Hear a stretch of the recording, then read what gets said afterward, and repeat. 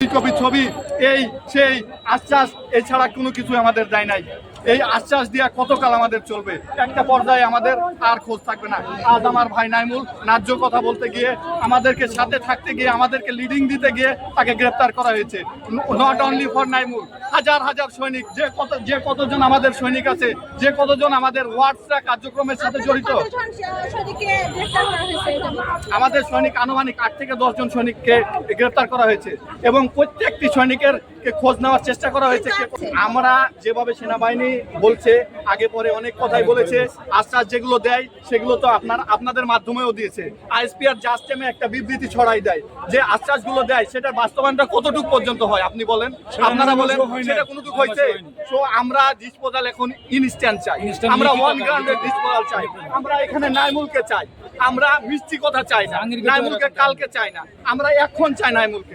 নাইমুলের মতন আরো 5 জন সৈনিককে যারা রাখা হয়েছে, আমরা সেসব সৈনিককে ফেরত চাই, আমার ভাইকে ফেরত চাই, না তো কালকেও আমি কই থাকবো এর কোনো খোঁজ থাকবে না।